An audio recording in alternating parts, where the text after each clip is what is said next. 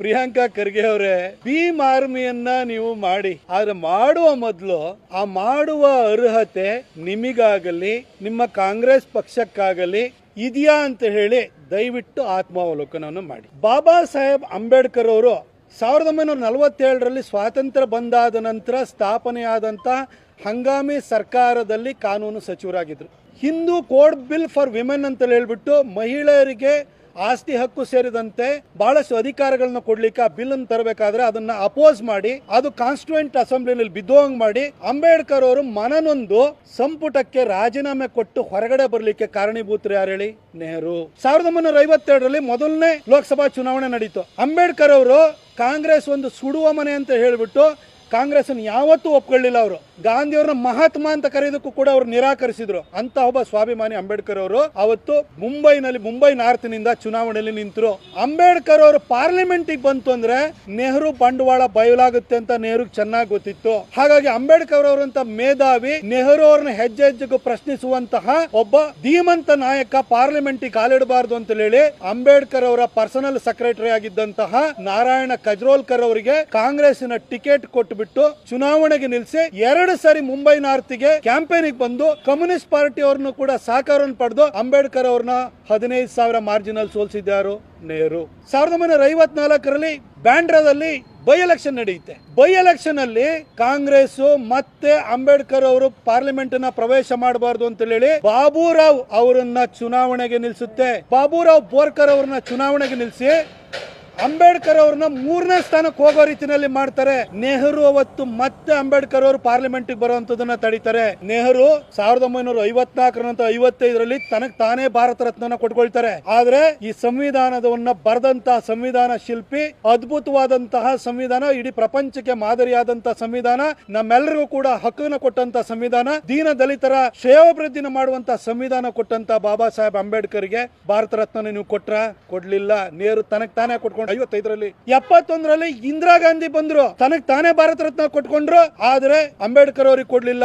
ಆದ್ರೆ ಅಂಬೇಡ್ಕರ್ ಅವ್ರನ್ನ ಮೊದಲನೇ ಚುನಾವಣೆಯಲ್ಲಿ ಸೋಲಿಸಿದಂತಹ ನಾರಾಯಣ ಕಜ್ರೋಲ್ಕರ್ಗೆ ಪದ್ಮ ವಿಭೂಷಣ ಕೊಡ್ತೀರಿ. ಪ್ರಿಯಾಂಕಾ ಖರ್ಗೆ ಅವರೇ, ಅಷ್ಟ್ ಮಾತ್ರ ಅಲ್ಲ, ಅಂಬೇಡ್ಕರ್ ಅವರು 1956ರಲ್ಲಿ ತೀರ್ಕೊಂಡಾಗ ಅಂಬೇಡ್ಕರ್ ಅವರು ಗಾಂಧಿಗಿಂತ ಸಮನಾಗಿರ್ಲಿಲ್ವಾ? ಗಾಂಧಿ ಅಷ್ಟೇ ಸಮರ್ಥರಿರ್ಲಿಲ್ವಾ? ಅವ್ರ ಸಮುದಾಯಕ್ಕೆ ನ್ಯಾಯ ಕೊಡಬೇಕು ಅಂತ ಹೋರಾಟವನ್ನು ಮಾಡಿದಂತವ್ರು ಅವರು, ನಮ್ಮೆಲ್ಲರಿಗೂ ಸಂವಿಧಾನ ಕೊಟ್ಟಂತವ್ರು. ಅವರ ಅಂತ್ಯ ಸಂಸ್ಕಾರವನ್ನ ಡೆಲ್ಲಿನಲ್ಲಿ ಮಾಡ್ದಂಗೆ ತಡೆದು ಬಿಟ್ಟು ಮುಂಬೈಗೆ ಹೆಣವನ್ನ ಸಾಗಿಸಿದವ್ರು ಯಾರು? ನೆಹರು. ಅವ್ರ ಮಗಳು ಅಂಬೇಡ್ಕರ್ ಅವ್ರನ್ನ ಸೋಲಿಸಿದವರಿಗೆ ಪದ್ಮವಿಭೂಷಣವನ್ನು ಕೊಡ್ತಾರೆ. ಪ್ರಿಯಾಂಕಾ ಖರ್ಗೆ, ನೀವು ನೆಹರು ಮರಿಮಗಳ ಹೆಸರಿಟ್ಕೊಂಡಿದ್ದೀರಿ, ಇಂದಿರಾ ಗಾಂಧಿ ಅವರ ಮೊಮ್ಮಗಳ ಹೆಸರಿಟ್ಕೊಂಡಿದ್ದೀರಿ. ನಿಮಗೆ ಹೆಜ್ಜೆ ಹೆಜ್ಜೆಗೂ ಅಂಬೇಡ್ಕರ್ ಅವ್ರನ್ನ ಅವಮಾನ ಮಾಡಿದಂತಹ, ಅಂಬೇಡ್ಕರ್ ಅವರು ಪಾರ್ಲಿಮೆಂಟಿಗೆ ಬರೋದನ್ನ ತಡೆಯೋದಕ್ಕೋಸ್ಕರವಾಗಿ ಅವರ ಪರ್ಸನಲ್ ಸೆಕ್ರೆಟರಿ ಹಾಕೊಂಡು ನಾರಾಯಣ ಕಜ್ರೋಲ್ಕರ್, ಬಾಬುರಾವ್ ಬೋರ್ಕರ್ನ ಹಾಕಿ ಸೋಲಿಸಿದಂತಹ, ಅವರ ಶವ ಸಂಸ್ಕಾರವನ್ನು ಡೆಲ್ಲಿಲಿ ಮಾಡದಲ್ಲಿ ಮುಂಬೈ ಕಳಿಸಿದಂತಹ ನೆಹರು ಅವರ ಮರಿಮಗಳ ಹೆಸರಿಟ್ಕೊಂಡಿರುವಂತ ನಿಮಗೆ ಭೀಮ್ ಸೇನೆಯನ್ನ ಮಾಡ್ಲಿಕ್ಕೆ, ಆರ್ಮಿಯನ್ನ ಮಾಡ್ಲಿಕ್ಕೆ ನಿಮಗೆ ಅರ್ಹತೆ ಇದೆಯಾ ಹೇಳಿ? ಇಂದಿರಾ ಗಾಂಧಿ ಅವರ ಮೊಮ್ಮಗಳ ಹೆಸರಿಟ್ಕೊಂಡಿರುವ ನಿಮಗೆ ಅರ್ಹತೆ ಇದೆ ಹೇಳಿ? ನಿಮ್ಮ ಕಾಂಗ್ರೆಸ್ ಪಾರ್ಟಿಗೆ ಅರ್ಹತೆ ಇದೆಯಾ? ಅದನ್ನು ಹೇಳಿ ದಯವಿಟ್ಟು. ಆ ನಂತರ ಮಾತಾಡೋಣ. ಅದ್ರ ಜೊತೆಗೆ ಮುಂದುವರೆದು ಒಂದು ಸಣ್ಣದೊಂದು ವಿಚಾರ ಹೇಳ್ಬಿಡ್ತೀನಿ. ಪ್ರಿಯಾಂಕಾ ಖರ್ಗೆ ಅವರೇ, ಅಂಬೇಡ್ಕರ್ ಅವರಿಗೆ ಭಾರತ ರತ್ನ ಕೊಟ್ಟಿದ್ದು 1990ರಲ್ಲಿ ಬಿಜೆಪಿ ಬೆಂಬಲಿತ ವಿ.ಪಿ. ಸಿಂಗ್ ಸರ್ಕಾರ.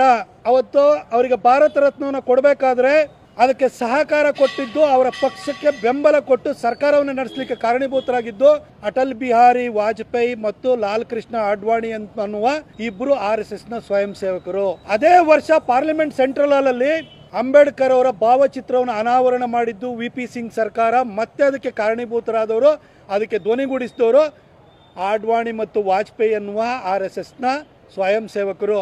ಅಂಬೇಡ್ಕರ್ ಅವ್ರು ಉಳ್ಕೊಂಡಿದ್ದಂತಹ ಕಿಂಗ್ ಹೆನ್ರಿ ರಸ್ತೆ ಲಂಡನ್ ನಲ್ಲಿರುವಂತದ್ದನ್ನ ಜಾಗವನ್ನ 32 ಕೋಟಿಗೆ ಆಕ್ಷನ್ ಅಲ್ಲಿ ತಗೊಳ್ಳೋದಕ್ಕೆ ದೇವೇಂದ್ರ ಫಡ್ನವೀಸ್ ಸರ್ಕಾರ 2014ರಲ್ಲಿ ಬರಬೇಕಾಯ್ತು. ಆ ದೇವೇಂದ್ರ ಫಡ್ನವೀಸ್ ನಾಗ್ಪುರದ RSS ಶಾಖೆಯ ಒಬ್ಬ ಸ್ವಯಂ ಸೇವಕ.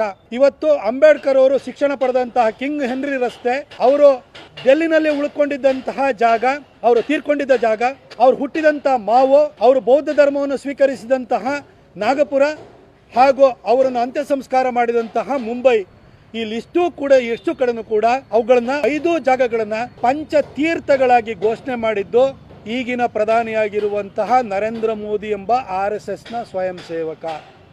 ಅವ್ರನ್ನ ಬ್ಯಾನ್ ಮಾಡ್ತೀವಿ ಅಂತ ಹೇಳ್ತೀರ ಅಂತ ಹೊರಟಿದ್ದೀರಿ. ಪ್ರಿಯಾಂಕ್ ಅವ್ರಿಗೆ ಇತಿಹಾಸದ ಬಗ್ಗೆ ಜ್ಞಾನ ಇಲ್ಲ.